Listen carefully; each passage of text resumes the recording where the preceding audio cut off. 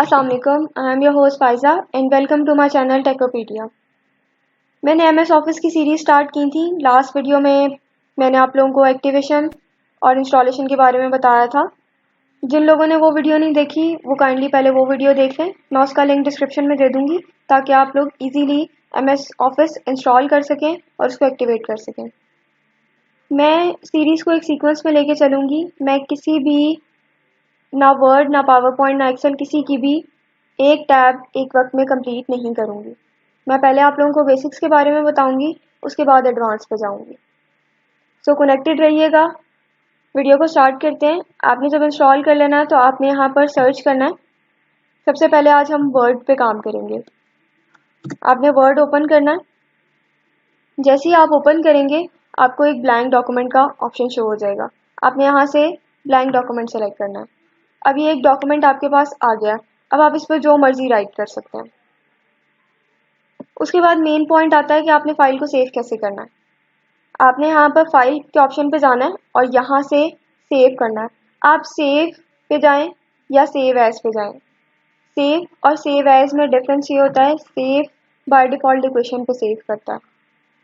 Save as में आप location change कर सकते हैं, लेकिन यहाँ पर ये 2013 का वर्ड है, ये अपडेटेड है, तो इसमें ऐसा कुछ भी नहीं होता। आप सेव पे भी जाके यहाँ से ब्राउज कर सकते हैं। ये देखें, बाय डिफ़ॉल्ट कोई भी डॉक्यूमेंट आप सेव करने लगते हैं तो वो डॉक्यूमेंट्स में जाता है। तो यहाँ पर बाय डिफ़ॉल्ट डॉक्यूमेंट्स आ रहा है, लेकिन आप यहाँ से भी ब्राउज कर सकते हैं इसको।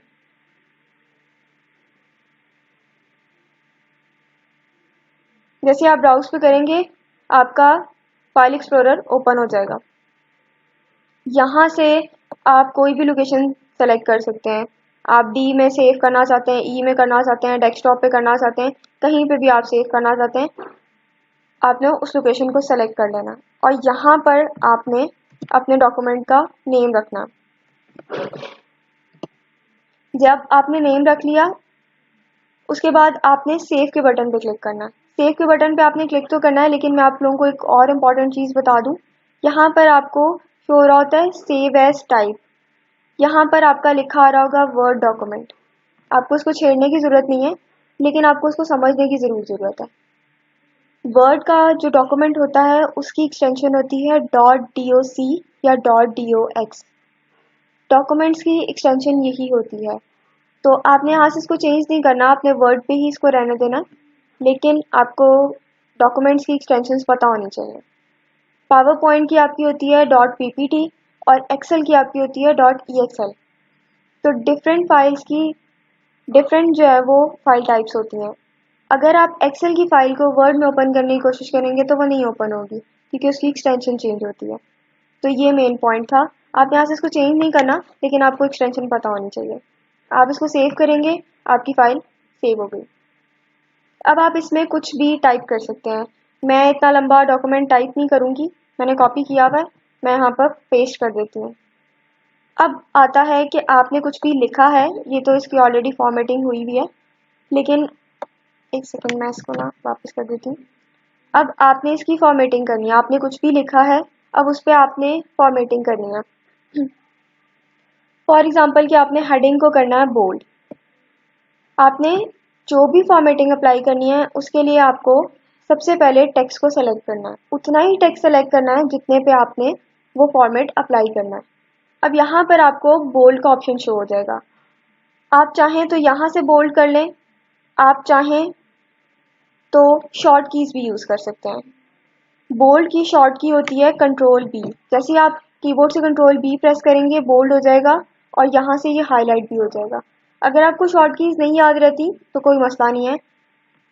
वर्ड एमएस ऑफिस के सारे सॉफ्टवेयर जो हैं वो यूज़र फ्रेंडली हैं। आप जैसे ही इस पर अपना माउस लेके जाते हैं वो आपको खुद ही बता देता है कि ये फंक्शन क्या परफॉर्म करेगा। उसने लिखा है बोल्ड और साथ उसने बता दिया कंट्रोल बी। इसी तरह अटैलिक के लिए भी है, इसी तरह अंडरलाइन के लिए भी है। अटैलिक होता है कि आपने टेक्स्ट को थोड़ा सा टिल्ट करना है। मैं इसको अप्लाई करती हूँ, आप देखिएगा थोड़ा सा टिल्ट हो गया जो मैंने सेलेक्ट किया हुआ है। सिर्फ उसी पे फॉर्मेटिंग अप्लाई होगी जो आपने सेलेक्ट किया हुआ है। उसके बाद आप अगर हेडिंग्स को अंडरलाइन करना चाहते हैं, आप पे डिपेंड करता है आप किस तरह की फॉर्मेटिंग करना चाहते हैं। अब अंडरलाइन में आपको यहाँ पर एक ड्रॉप डाउन का छोटा सा आइकन शो हो रहा होगा, आप उस पर जब करेंगे तो आपको काफ़ी सारी लिस्ट शो हो जाएंगी। यहाँ से आप अंडरलाइन का स्टाइल चेंज कर सकते हैं। आप डबल लाइन सेलेक्ट करना चाहते हैं, आप लाइन को बोल्ड करना चाहते हैं, डैशेस वाली लाइन लेना चाहते हैं, जैसी भी लेना चाहते हैं। अगर ये जो ऑप्शंस आपको शो हो रही हैं, ये सारी ऑप्शंस आपको शो हो रही हैं, इनमें से आप नहीं चूज़ करना चाहते, आपको और चाहिए तो आप मोड पे जाएंगे। यहाँ पर आपको अंडरलाइन के स्टाइल शो हो जाएंगे। यहाँ पर काफ़ी सारे आ रहे हैं। उसके अलावा ये भी है कि आप यहाँ से कलर भी चेंज कर सकते हैं। बाय डिफ़ॉल्ट ब्लैक हुआ होता है, आप इसको किसी और कलर में कर लें। फॉर एग्जांपल मैं यहाँ से ये कलर सेलेक्ट करती हूँ और ये कर देती हूँ। इसको जैसे मैं ओके करती हूँ तो उसने इसको चेंज कर दिया। आप अपने अकॉर्डिंग जिस तरह की भी फॉर्मेटिंग चाहें आप कर सकते हैं। उसके बाद आता है आपका फ़ॉन्ट स्टाइल चेक करने का। आपने फ़ॉन्ट स्टाइल कैसे चेंज करना है। यहाँ पर आपने क्लिक करना है, आपको यहाँ पर बहुत सारे फ़ॉन्ट स्टाइल आ जाएंगे। आप इनमें से जो मर्जी चाहें आप रख सकते हैं। लेकिन जब हम कोई प्रॉपर डॉक्यूमेंट बना रहे होते हैं, असाइनमेंट बना रहे होते हैं, आर्टिकल्स लिख रहे होते हैं, तो बेसिकली जो मेन यूज़ होता है वो टाइम्स न्यू रोमन यूज़ होता है। आप पे डिपेंड करता है आप क्या यूज़ करते हैं, आप किस तरह का डॉक्यूमेंट क्रिएट करें, किस तरह की फॉर्मेटिंग आपको चाहिए। लेकिन अगर आप एक कैजुअल डॉक्यूमेंट बना रहे हैं तो उसके लिए आपको टाइम्स न्यू रोमन यूज़ करना चाहिए। ये एक रिकमेंडेशन है मेरी तरफ से। वैसे भी अगर आपको बेसिक लेवल पे यूनिवर्सिटी में स्टार्टिंग में जब असाइनमेंट मिलती है तो टीचर्स ने आपको रिक्वायरमेंट में लिखा होता है कि आपने फ़ॉन्ट स्टाइल क्या रखना है, फ़ॉन्ट साइज़ क्या रखना है, हेडिंग्स का साइज़ क्या रखना है, आपको उसके अकॉर्डिंग ही करना होता है। यूजुअली टीचर्स ने टाइम्स न्यू रोमन या एरियल रखा होता है। तो वैसे आप जो मर्ज़ी रखें, आप पे डिपेंड करता है, लेकिन एज अ बेसिक मैं आपको बता रही हूँ कि ये होता है। उसके बाद इसके साथ आता है आपका साइज़ चेंज करने का। साइज़ आप जितना मर्ज़ी यहाँ से कर सकते हैं। यहाँ पर कुछ डिफरेंस के साथ साइज़ दिया हुआ है। 12 के बाद 14 है, 14 के बाद 16 है, फिर 18 है। अगर आप कहते हैं कि नहीं मुझे तो 12 भी नहीं चाहिए, मुझे 14 भी नहीं चाहिए, मुझे 13 चाहिए, अब मैं 13 कहाँ से लाऊँ? तो आपको यहाँ से कुछ भी नहीं सेलेक्ट करना, ये ऑलरेडी सेलेक्ट हुआ हुआ है। जो 10.5 लिखा हुआ है ये सेलेक्ट हुआ हुआ है। आपने अपने कीबोर्ड से 13 प्रेस करना और एंटर करना, आपका टेक्स्ट का साइज़ 13 हो जाएगा। इस तरह आप जो भी साइज़ रखना चाहें आप यहाँ से इस पर सेलेक्ट करें, इसको R25 कर लें, उसको एंटर करेंगे, आपका साइज़ चेंज हो जाएगा। जो मर्जी साइज़ आप कर सकते हैं। ये हो गई हमारी बेसिक फॉर्मेटिंग। इसको 14 कर देते हैं, ओके। उसके बाद आता है कि अगर हमने टेक्स्ट लिखा था और फॉर एग्जांपल के कैप्स ऑन रह गया और हमने पूरा डॉक्यूमेंट लिख दिया। बहुत सारे लोग जो एक्सपर्ट्स नहीं होते वो स्क्रीन की तरफ देख के तो टाइपिंग बिल्कुल नहीं करते, वो कीबोर्ड की तरफ देख के टाइपिंग करते हैं। तो कैप्स ऑन रह गया, हमने पूरा डॉक्यूमेंट टाइप कर लिया, 5-6 लाइनें टाइप कर ली, उसके बाद हमने देखा तो वो कैपिटल में था सारा। अब हमारे लिए प्रॉब्लम है कि अब हम उसको रेस करके दोबारा तो नहीं लिखेंगे, इतना टाइम तो नहीं होता हमारे पास। आपने क्या करना है, उसको सेलेक्ट करना है टेक्स्ट को। यहाँ पर आपको डबल ए का ऑप्शन शो हो रहा होगा। जैसे आप इसके ऊपर लेके जाएंगे सॉरी तो आपको यहाँ पर चेंज केस का ऑप्शन शो, मतलब वो बता रहा है कि मैं जो हूँ वो चेंज केस का फीचर परफॉर्म करूँगा। आपने इसके ऊपर क्लिक करना है, यहाँ पर आपको ऑप्शन शो हो जाएंगे। यहाँ से आप इसको सेंटेंस केस में चेंज कर सकते हैं। ये ऑलरेडी सेंटेंस केस में है इसलिए आपको कोई चेंज फील नहीं हुआ होगा। इसको मैं पहले सारे को अपर केस में कर देती हूँ। ये अपर केस में था, अब यहाँ से मैं चेंज करती हूँ इसको सेंटेंस केस में। अब सेंटेंस केस का क्या मतलब होता है? सेंटेंस केस का मतलब होता है कि आपने जब फुल स्टॉप लगाया तो नेक्स्ट वर्ड कैपिटल आएगा, जैसे हम यूजुअली सेंटेंसेस लिखते हैं। ये होता है आपका सेंटेंस केस। उसके बाद आपका आता है लोअर केस। जब आप इसको लोअर केस में कर देंगे तो वो इस चीज़ को बॉदर नहीं करता कि आपने फुल स्टॉप लगाया है, आपका सेंटेंस स्टार्ट हुआ है या आप किस तरह का लिख रहे थे, उसने पकड़ के सारा टेक्स्ट लोअर केस में कर देना। अगर आप अपर केस करते हैं तो उसने सारा कुछ अपर केस में कर देना। उसके बाद एंड पे दो ऑप्शंस आती हैं, कैपिटलाइज ईच वर्ड और toggle case. Capitalize each word पे जब आप करेंगे तो इसमें क्या होता है कि आपके सेंटेंस में हर वर्ड का पहला लेटर कैपिटल हो जाएगा। स्किमिंग का एस कैपिटल हो गया, इस का आई कैपिटल हो गया, समटाइम्स का एस कैपिटल हो गया। इसी तरह पूरा जितना आपने सेलेक्ट किया होगा उसके हर वर्ड का पहला लेटर जो है वो कैपिटल हो जाएगा। उसके बाद आपका जो है टॉगल केस, उसमें क्या होता है, पहला लेटर छोटा हो जाता है, बाकी सारे लेटर्स जो है वो कैपिटल हो जाते हैं। इन दोनों में ये डिफरेंस है। इसको मैं वापस सेंटेंस केस में कर देती हूँ, आई थिंक समझ आ गया होगा आपको। उसके बाद मेन आपका आता है यहाँ पर आपकी फॉर्मेटिंग। ये बाय डिफ़ॉल्ट लेफ्ट अलाइन हुआ होता है। टेक्स्ट की अलाइनमेंट होती है। अलाइनमेंट का मतलब होता है कि आप उसको किस तरह का रखना चाहते हैं। अब मैं इसको अगर सेंटर अलाइन करती हूँ तो ये टेक्स्ट मेरा पेज के सेंटर में आ जाएगा। जब हम कोटेशंस लिखते हैं या कोई मेन डेफिनेशन लिखते हैं तो हम उसको सेंटर अलाइन करते हैं। आपके टेक्स्ट के, आपके मटेरियल के अकॉर्डिंग डिपेंड करता है कि आप किस तरह की फॉर्मेटिंग करते हैं। उसके बाद आपका आता है right align. Right align usually हम नहीं करते। राइट अलाइन हम तब करते हैं जब हम उर्दू में टेक्स्ट टाइप करते हैं। उर्दू में टेक्स्ट टाइप करने के लिए आपको कुछ सॉफ्टवेयर, मतलब कुछ इंस्टॉलेशन वगैरह करनी पड़ती हैं।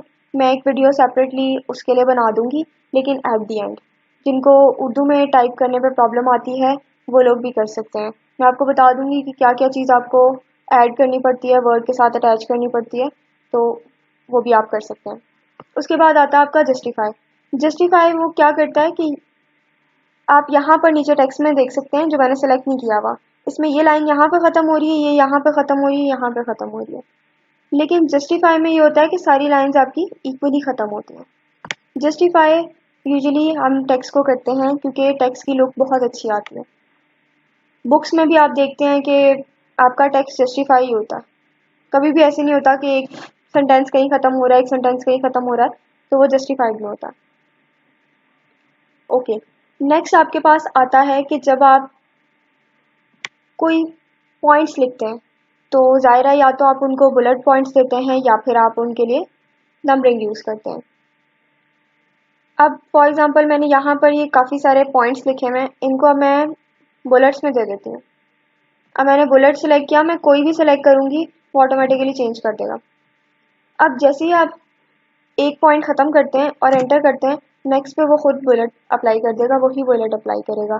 अगर आप नंबरिंग करते हैं इस पर, इसको चेंज कर लेते हैं, इस पर मैं यहाँ पर से नंबरिंग कर देती हूँ। नंबरिंग मैंने 1 2 3 कर दी। अब जैसे मैंने फर्स्ट हेडिंग दी 1 आ गया, मैं सेकंड पे का जाऊँगी वो 2 आ जाएगा। तो आपको खुद लिखने की ज़रूरत नहीं पड़ती, ये ऑटोमेटिकली खुद ही कर देता। उसके बाद आपकी है कि अगर आप टेक्स्ट का कलर चेंज करना चाहते हैं, ये तो अंडरलाइन में ऑटोमेटिकली हो गया, आप इसका अंडरलाइन ख़त्म कर दें और यहाँ से कलर मैं वापस कर देती हूँ, फॉन्ट कलर ब्लैक कर देती हूँ मैं, इसको मैंने वापस कर दिया। आप यहाँ से कर सकते हैं, यहाँ पर मैंने ब्लू सेलेक्ट किया तो आपके कलर का टेक्स्ट का कलर जो है वो चेंज हो जाएगा। अब एक और चीज़ है कि फॉर एग्जांपल कि मैंने ये पॉइंट लिखा है, इसमें इतना पॉइंट मैं कहती हूँ इम्पॉर्टेंट है, मुझे इसको हाईलाइट करना है। हाईलाइट का ये मतलब नहीं होता कि हम टेक्स्ट का कलर चेंज करें। हाईलाइट का मतलब होता है कि हमने उसे हाईलाइट करना है। तो आपने यहाँ वाले ऑप्शन पे नहीं जाना, फॉन्ट कलर पे नहीं जाना, आपने उसके साथ वाले ऑप्शन पे जाना है, ये हाईलाइटर है। जैसे हम बुक्स में कोई मेन पॉइंट्स हाईलाइट कर देते हैं, इस तरह आप यहाँ से इसको हाईलाइट कर सकते हैं। उसके बाद मेन आपके पास क्या चीज़ है, यहाँ पर बॉर्डर अप्लाई करने का। बॉर्डर आप पेज पे भी अप्लाई कर सकते हैं, किसी टेक्स्ट के ऊपर भी अप्लाई कर सकते हैं। फॉर एग्जांपल मैं इसको सेलेक्ट कर लेती हूँ, जो भी चीज़ आपने अप्लाई करनी है उसको आपने सेलेक्ट करना है। बॉर्डर मैं लगाती हूँ बॉटम बॉर्डर, वो सिर्फ इसी पे अप्लाई हुआ, पेज पे नहीं अप्लाई होगा। मैं इस पर टॉप बॉर्डर भी कर देती हूँ, टॉप भी अप्लाई हो गया, लेफ्ट भी कर दिया, राइट भी कर दिया, ये कंप्लीट बॉर्डर आपका लग गया। इसी तरह आप पेज पे भी कर सकते हैं। अगर आप ये जो ऑप्शंस आ रही हैं यहाँ से कोई भी नहीं करना चाहते तो आप खुद बॉर्डर ड्रॉ कर सकते हैं, यहाँ से आप खुद लाइन लगा सकते हैं। मतलब एन तो टेबल क्रिएट हो गया। आपको ये ध्यान रखना पड़ेगा कि मतलब आप अगर इसको जितना मर्जी। अब मैं पूरे टेबल पे इकट्ठा ड्रॉ कर देती हूँ। ये ड्रॉ हो गया। मैंने टेक्स्ट को सेलेक्ट नहीं किया हुआ था, इसलिए टेक्स्ट नीचे चला गया और मेरा टेबल जो है वो ऊपर आ गया। ये बेसिकली टेबल नहीं है, ये बॉर्डर है। टेबल नेक्स्ट में मैं आपको बताऊंगी, नेक्स्ट वीडियो में ही बताऊंगी, क्योंकि मैं इस वक्त मेन फीचर्स बता रही हूँ। तो अभी हम होम की टैब पे ही हैं। तो जैसे ही आप कोई भी चीज़ करते हैं, मतलब अगर आप कोई फॉर्मेटिंग करते हैं तो फॉर्मेट की टैब यहाँ पर ओपन हो जाती है। और अगर आप यहाँ पर कोई ऐसी चीज़ कर रहे होते हैं जिसकी लेआउट करना पड़ता है आपको, तो यहाँ पर आपकी लेआउट और डिज़ाइन की टैब जो है वो ओपन हो जाती हैं। वापस चले जाते हैं। मैं यहाँ पर वापस क्लिक कर देती हूँ। जो टैब्स एक्स्ट्रा ओपन हुई थी वो आपकी क्लोज हो जाएंगी। जैसे ही मैं इस पर वापस जाऊँगी तो वापस टैब्स ओपन हो जाएंगी आपकी, क्योंकि आपने फॉर्मेटिंग करनी है, डिज़ाइन जो भी उसका चेंज करना है वो आप इजीली कर सकते हैं। उसके बाद आपकी आती है यहाँ पर ये फॉर्मेटिंग्स। अब यहाँ पर मैं टेक्स्ट को सेलेक्ट कर लेती हूँ। अब यहाँ पर जो फॉर्मेटिंग्स हैं आपके पास, ये आपकी हैं कुछ बिल्ट इन।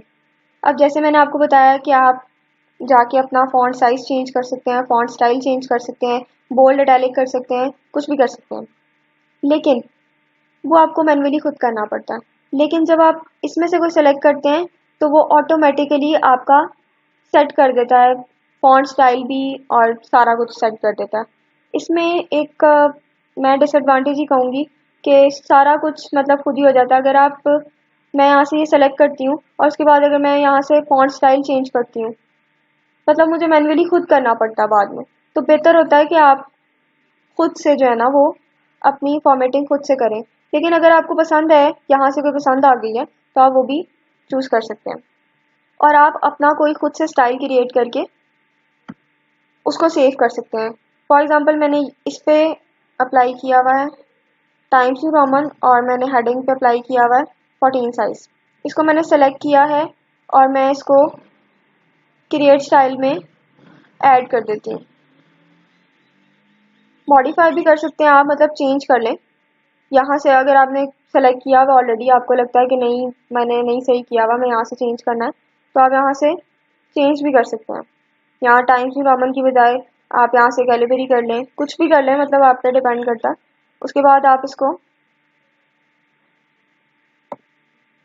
यहाँ से ओके करेंगे तो आपका ये सेव हो जाएगा। अब ये देखें, ये आपका सेव हो गया। अब आपने अगर एक सेव कर लिया और वही आप बार बार अप्लाई करना चाहते हैं, मतलब अगर आप एक मेन यूज़ करते हैं, टाइम न्यू रोमन और 14 ही आप यूज़ करते हैं, बोल्ड हेडिंग के लिए यूज़ करते हैं, तो आप उसका स्टाइल क्रिएट करके उसको सेव कर लें। नेक्स्ट डॉक्यूमेंट्स जब भी आप बनाएंगे तो आप उनमें इजीली वही यूज़ कर सकते हैं, आपको बार बार करने की ज़रूरत नहीं पड़ेगी। उसके बाद आपका आता है फाइंड, रिप्लेस और सेलेक्ट का। बेसिकली फाइंड का होता है अगर हमने कोई डॉक्यूमेंट में से कुछ फाइंड करना हो, कुछ ढूंढना हो। फाइंड का मतलब तो पता ही है, कुछ ढूंढना हो। अब हमने बहुत बड़ा डॉक्यूमेंट लिखा है और उसमें हम बेसिकली फाइंड बहुत कम यूज़ होता है, फाइंड एंड रिप्लेस ज़्यादा यूज़ होता है।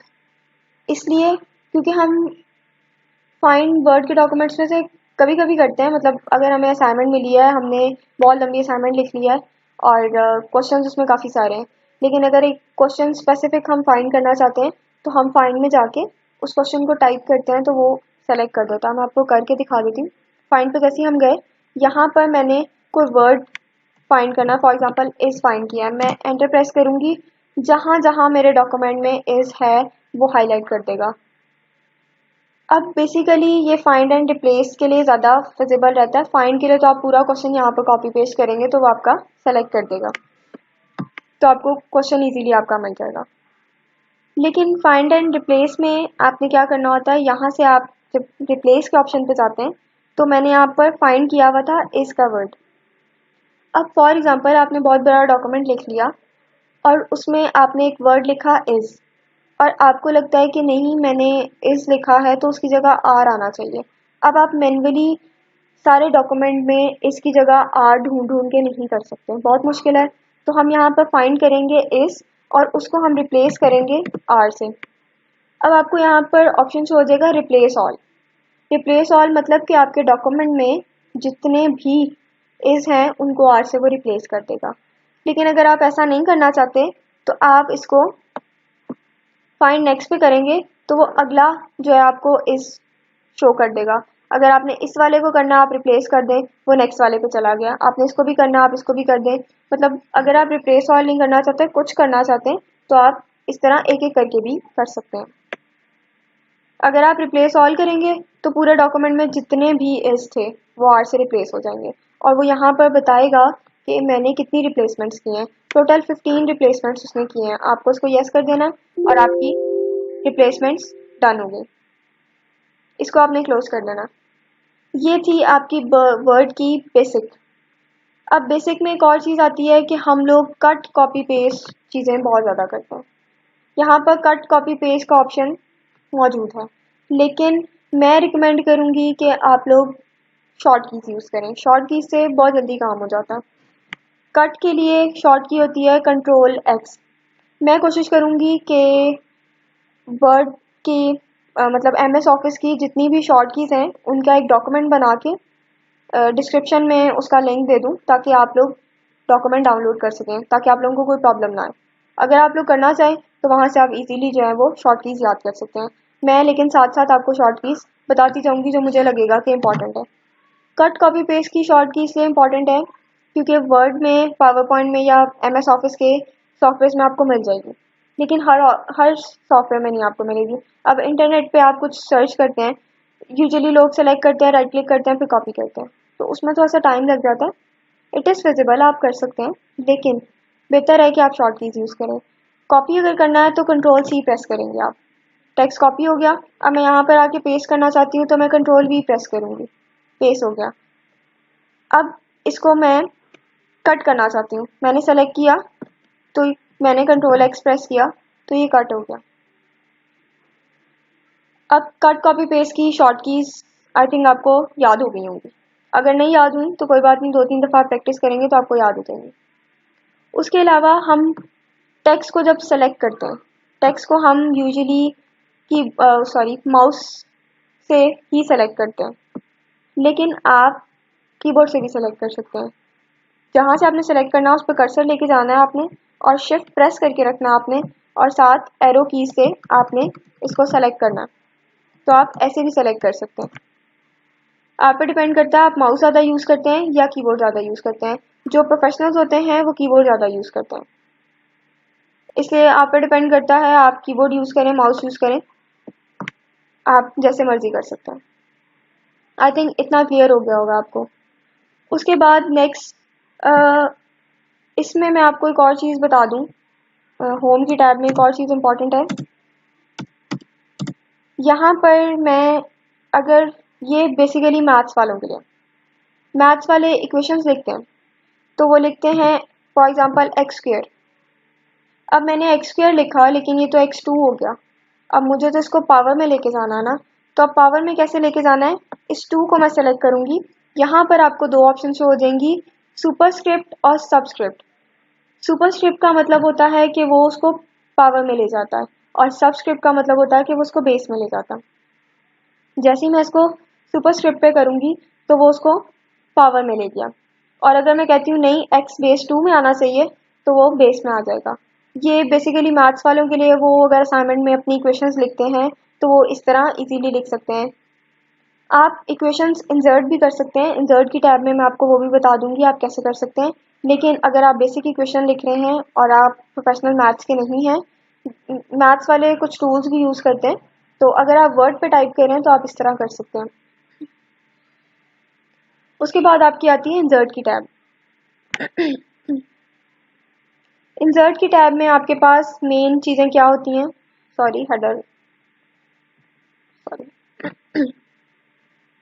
आपने इंसर्ट में जाना।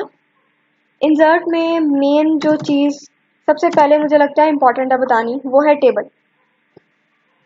हम सीरीज़ भी बनाते हैं, उसमें भी हम टेबल इंसर्ट कर लेते होते हैं कि हमारी एजुकेशन क्या है, हमने किस ईयर में किया था, CGPA क्या था, वो सारा कुछ। तो टेबल आपका जो है वो इम्पॉर्टेंट है। अब टेबल आपका क्या होता है कि आप यहाँ से रोज़ और कॉलम सेलेक्ट करते हैं, वो ऑटोमेटिकली आपका टेबल क्रिएट होता जाता है। लेकिन अगर आप कहते हैं कि मुझे ये नहीं चाहिए, मैंने यहाँ से नहीं करना, मैं खुद अपनी मर्जी से रोज़ और कॉलम एंटर करना चाहता हूँ, तो आप यहाँ से इंसर्ट टेबल पे जाएंगे और यहाँ से आप जितने रोज़ और कॉलम्स देंगे, फॉर एग्जांपल मैं 10 कॉलम्स देती हूँ और 5 रोज़ देती हूँ, जैसे ही मैं ओके करूँगी मेरा टेबल क्रिएट हो जाएगा, उतनी ही रोज़ और उतनी ही कॉलम्स आएंगे। अब टेबल हमने क्रिएट कर लिया, उसके बाद अब टेबल जब हमने क्रिएट किया तो यहाँ पर डिज़ाइन और लेआउट की एक 2 टैब्स आपके पास ओपन होंगे। अब आपने क्या करना है, आप अगर टेबल की फॉर्मेटिंग करना चाहते हैं तो यहाँ पर आपको टेबल की फॉर्मेटिंग मिल जाएगी। यूजुअली ये चीज़ें हम तब करते हैं जब हम यूजुअली तो अब ये चीज़ें एक्सेल में होने लग गई हैं, पहले वर्ड में होती थी, टाइम टेबल बनाते थे लोग, अब भी बनाते हैं। जो नॉन प्रोफेशनल हैं वो एक्सेल में जाके काम नहीं कर सकते अगर वो वर्ड में बनाते हैं, तो ये फीचर्स वर्ड में हैं लेकिन आप एक्सेल में भी कर सकते हैं। तो यहाँ से फॉर एग्जांपल मैंने ये सेलेक्ट कर लिया तो ये मेरा इधर इस तरह आ गया। अब फर्स्ट मेरी जो है वो पूरा कॉलम जो है वो मर्ज हो गया। अब मैं यहाँ पर कुछ भी एंटर कर सकती हूँ, फॉर एग्जांपल मैं लिखती हूँ डेट शीट, इसको आप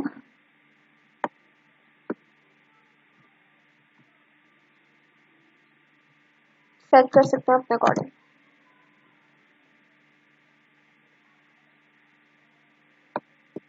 एक सेकेंड, इसको आप इंक्रीज कर लें, जितना आप इंक्रीज कर लेंगे वो उतना ज़्यादा हो जाएगा। अब मैंने फॉर एग्जांपल यहाँ पर डेट शीट लिख दिया, यहाँ पर आप कुछ भी एंटर कर सकते हैं, मतलब मेरा बताने का ये था कि आप यहाँ से कोई भी फॉर्मेटिंग अप्लाई कर सकते हैं, डैशेस वाला कर सकते हैं, कुछ भी आप कर सकते हैं जिस तरह का आपको पसंद है। और अगर आप कहते हैं कि नहीं जो भी मैंने अप्लाई किया उसको क्लियर कर दो तो वो आपका टेबल क्लियर कर देता। ये आपकी फॉर्मेटिंग ही नहीं क्लियर करेगा, आपका टेबल भी क्लियर कर देगा। उसके बाद आपका मेन आता है कि हम जब डॉक्यूमेंट बना रहे होते हैं तो हम पिक्चर्स इंसर्ट करते हैं। असाइनमेंट में कभी कभी हमें टीचर्स कहते हैं कि आपने ये, हम तो आईटी के हैं तो हमारे लिए तो ये होता है ना कि हमने सॉफ्टवेयर पे कुछ भी किया है तो उसके स्क्रीनशॉट्स हमें लगाने पड़ते हैं। तो यहाँ से आपने पिक्चर में जाना है और यहाँ से आपने पिक्चर इंसर्ट करनी होती है। फॉर एग्जांपल मैं ये पहले ही इंसर्ट कर लेती हूँ, ये मैंने इंसर्ट कर ली, उसको मैं रेज कर देती हूँ। ये मैंने पिक्चर इंसर्ट कर ली। अब पिक्चर को आप अपने अकॉर्डिंग रीसाइज कर सकते हैं जैसे मर्जी कर लें। अब मैंने जो फॉर्मेटिंग आपको उसके लिए बताई थी टेक्स्ट के लिए, वो आप इस पर भी कर सकते हैं। इसको आप सेंटर लाइन कर लें। एक सेकेंड, मेन पॉइंट आपका ये है कि आपको यहाँ से फॉर्मेट में जाना है और पहले इसको पोजीशन फ्री करना। पोजीशन फ्री करने का मतलब होता है कि आप इसको कहीं भी मूव कर सकें। अब आप यहाँ पर पोजीशंस देख रहे होंगे, मेरे पास टेक्स्ट लिखा नहीं हुआ इसलिए आपको यहाँ पर पता लग रहा होगा। देखें ये पिक्चर है आपकी और यहाँ पर आपका टेक्स्ट है, मतलब आपकी पिक्चर यहाँ पर आएगी और उसके साथ आपका टेक्स्ट आएगा। आपने न्यूज़पेपर में देखा होगा पिक्चर बीच में होती है, साइड पे टेक्स्ट होते हैं। इस तरह की अगर आप डिज़ाइनिंग करना चाहें तो यहाँ से आप पोजीशंस को चेंज कर सकते हैं। किसी भी पोजीशन को जब आप सेलेक्ट करते हैं तो आपका जो है ये पिक्चर आपकी फ्री हो जाती है। अब आप इसको होम में से जाके पिक्चर सेलेक्टर, वो ऑटोमेटिकली फ्री होगी, अब आप उसको खुद ही सेट कर सकते हैं। लेकिन अगर आप उसको पिक्चर को फ्री नहीं करते तो पहले मैंने आपको दिखाया था यहाँ पर आपको ऑप्शंस शो हो रही थी, अब वो ऑप्शंस आपको नहीं शो हो रही क्योंकि वो डिसेबल हो गए हैं। अब यहाँ से आप इसको कर सकते हैं, आप सेंटर में करना चाहते हैं सेंटर में कर लें, लेफ्ट में करना चाहते हैं जिधर मर्जी ले जाएं, इसको ऊपर ले जाएं नीचे ले जाएं जहाँ मर्जी ले जाएं। साइज़ भी आप एडजस्टमेंट कर सकते हैं, ये एरो कीज़ आपको शो हो जाएंगी। और आप इसको क्रॉप भी कर सकते हैं। यहाँ पर आप क्लिक करेंगे आपको ये क्रॉप का ऑप्शन शो हो जाएगा। अगर आप पहले क्रॉप नहीं किया हुआ पिक्चर को तो आप वर्ड में भी क्रॉप कर सकते हैं। मैं इतना क्रॉप कर देती हूँ और मैं कहीं भी डॉक्यूमेंट के क्लिक करती हूँ वो अप्लाई हो जाएगा। ये था आपका कि पिक्चर कैसे इंसर्ट करते हैं। उसके बाद आपका इंसर्ट में आता है कि आपने इंसर्ट कवर पेज कैसे करना है। कवर पेज आप असाइनमेंट्स में यूजुअली लगाते हैं, असाइनमेंट्स में या किसी ऐसे डॉक्यूमेंट में जिसमें आपने अगले को स्टार्ट में अपना इंट्रोडक्शन कराना होता है। मतलब इंट्रोडक्शन से मुराद ये है कि जैसे असाइनमेंट में हम लिखते हैं कि submitted by, submitted to, topic assignment का लिखते हैं और अपनी यूनिवर्सिटी का नाम देते हैं। इसी तरह अगर आप कोई कवर लेटर देते हैं उसमें भी आपको जो है स्टार्ट में बताना पड़ता है, अपनी कंपनी का नेम देना होता है। कोई अगर आप किसी को लेटर लिख रहे हैं या कुछ इस तरह का, मतलब डिफरेंट आप कवर इंसर्ट कर सकते हैं। यहाँ पर आप जब कवर पे करेंगे तो आपको कवर्स मिल जाएंगे यहाँ पर बिल्ट इन। लेकिन अगर आप यहाँ से नहीं यूज़ करना चाहते तो आपको इंटरनेट से पहले डाउनलोड करना पड़ेगा, उसके बाद यहाँ से आप ब्राउज़ करके इंसर्ट कर सकते हैं। मैं फॉर एग्जांपल ये वाला कवर इंसर्ट करती हूँ, ये इंसर्ट हो गया।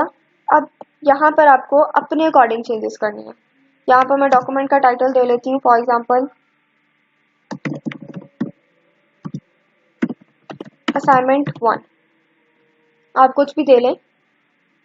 अगर कोई चीज़ आपको लगता है कि वो एक्स्ट्रा है, जैसे फॉर एग्जांपल सब टाइटल मेरे अकॉर्डिंग एक्स्ट्रा है इस वक्त, तो इसको मैं यहाँ से रिमूव कर दूँगी। मैंने मैन्युअली किया, मैंने राइट क्लिक करके उसको कट किया। आप कंट्रोल एक्स भी कर सकते हैं, शिफ्ट डिलीट भी कर सकते हैं, आपका डिलीट हो जाएगा। तो ये आपका मेन था। उसके अलावा आप ऑनलाइन पिक्चर्स भी लगा सकते हैं। ऑनलाइन पिक्चर से क्या मुराद होता है कि जो पिक्चर्स आपके पास आपके पीसी में या आपके लैपटॉप में सेव नहीं है, या तो आपके किसी ड्राइव में सेव है या फिर आप गूगल से सर्च करना चाहते हैं, आप गूगल से डायरेक्ट पिक्चर्स यहाँ पर पेस्ट कर सकते हैं। ज़रूरी नहीं है कि आप उसको सेव करें, आप यहाँ से ऑनलाइन सर्चिंग करके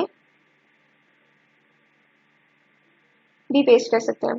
यहाँ पर मैं कुछ भी सर्च करती हूँ, फॉर एग्जांपल यहाँ पर आ रही है, यहाँ से हम एप्पल की पिक्चर ले लेते हैं। ये वाला एप्पल मैं कहती हूँ मुझे इंसर्ट करना है, मैंने इंसर्ट किया, पहले वो डाउनलोड होगा, उसके बाद वो इंसर्ट हो जाएगा। इस तरह आप कुछ भी लिख के सर्च कर सकते हैं। मैं तो कुछ लिखा नहीं है, लेकिन आप कुछ भी लिख के सर्च कर सकते हैं और ऑनलाइन पिक्चर आप डायरेक्ट इंसर्ट कर सकते हैं। उसके बाद आपका आता है कि मैं इसको डिलीट कर देती हूँ, हम मेन डॉक्यूमेंट पे चले जाते हैं ताकि आपको चीज़ें क्लियर हो जाए। ओके, उसके बाद आपका आता है शेप्स वगैरह आप इंसर्ट करते हैं जब आप कोई फिगर बना रहे हो, जैसे आप कोई फ्लो चार्ट बना रहे हो। मेरे जहन में एग्जांपल्स वही आती हैं जो आईटी रिलेटेड हैं, क्योंकि मैं आईटी की हूँ। तो आप किसी तरह की भी बना सकते हैं, मतलब साइंस वाले भी, जैसे आप लोग बनाते हैं मतलब किसी का लिविंग सिस्टम बनाते हैं, तो आप उसका पूरा लिविंग प्रोसेस बनाते हैं, तो उसमें आप एरोज यूज़ करते हैं, डिफरेंट शेप्स यूज़ करते हैं। तो आपने जो भी शेप यूज़ करनी है आपने उसको सेलेक्ट करना है और जस्ट आपने इसको ड्रैग करना है और आपकी शेप बन जाएगी। अब आपकी शेप बन गई, कुछ भी आप करते हैं उस पर आपको अपने अकॉर्डिंग फॉर्मेटिंग करनी है। अब ये ब्लू कलर में है बाय डिफ़ॉल्ट, इसको आप ब्लैक कर लें, इसको आप ट्रांसपेरेंट कर लें। एक और चीज़, जो भी आप सॉरी जो भी आप शेप इंसर्ट करते हैं उसमें जैसे ही आप एंटर प्रेस करेंगे वो आपको कर्सर शो कर देगा, आप इस शेप में कुछ भी लिख सकते हैं, आपकी मर्जी, आप कुछ भी लिख सकते हैं और इसकी आप फॉर्मेटिंग भी कर सकते हैं। ये फॉर एग्जांपल मैंने सेलेक्ट कर लिया, ये हो गया, इसके बाद ये सेलेक्ट किया, ऐसा हो गया, मतलब जैसी मर्जी आप फॉर्मेटिंग करें। मैं आप लोगों को मेन बेसिक फीचर्स बता रही हूँ, आगे फॉर्मेटिंग आप पे डिपेंड करती है। मैं कोशिश करूँगी, बहुत सारे यूट्यूब चैनल्स पे आपको वीडियोस मिल जाएंगी, वर्ड की, पावर पॉइंट की, पूरा एमएस ऑफिस की मिल जाएंगी, लेकिन मेरा नहीं ख्याल कि कोई भी आपको असाइनमेंट देगा। मैं कोशिश करूँगी कि ड्राइव पे असाइनमेंट अपलोड कर दूँ। जितना कुछ मैंने सिखाया है वो चीज़ें आप अपनी असाइनमेंट में खुद अप्लाई करें ताकि आप लोगों को प्रैक्टिस हो जाएगी। मैं कोशिश करूँगी जो भी लेक्चर मैं अपलोड करूँ उससे रिलेटेड कोई ना कोई असाइनमेंट मैं आपको दे दूँ। मैं असाइनमेंट आपसे मांगूंगी नहीं कि आपको असाइनमेंट सबमिट नहीं करवानी, लेकिन आपके बेनिफिट के लिए कि आप लोग असाइनमेंट अगर सॉल्व करेंगे तो आपकी प्रैक्टिस हो जाएगी। इट्स नॉट कंपल्सरी, लेकिन जो लोग प्रैक्टिस करना चाहें वो कर सकते हैं। मैं आज रात तक कोशिश करूँगी कि वीडियो अपलोड करके साथ आप लोगों का जो है वो आपकी असाइनमेंट भी अपलोड कर दूँ। जो लोग करना चाहें मोस्ट वेलकम। असाइनमेंट में कोई भी प्रॉब्लम आए तो आप कमेंट करके मुझसे ज़रूर पूछिएगा, मैं ज़रूर गाइड करूँगी। आई थिंक आज के लिए इतना काफ़ी है। बाकी मैं आप लोगों को नेक्स्ट वीडियो में गाइड करूँगी। वीडियो पसंद आई हो तो लाइक कर दीजिएगा। जिन्होंने मेरे चैनल को अभी तक सब्सक्राइब नहीं किया, सब्सक्राइब कर दीजिएगा। बेल आइकन को क्लिक कर दीजिएगा ताकि जैसे ही मैं कोई नई वीडियो अपलोड करूँ आपको नोटिफिकेशन मिल जाए। और कनेक्टेड रहिएगा अगर आप पूरा MS ऑफिस सीखना चाहते हैं। मैं इसके अलावा भी IT रिलेटेड बहुत सारी वीडियोस अपलोड करूँगी जो नॉन प्रोफेशनल के लिए भी होंगी और प्रोफेशनल्स के लिए भी होंगी। तो stay connected and thanks for watching.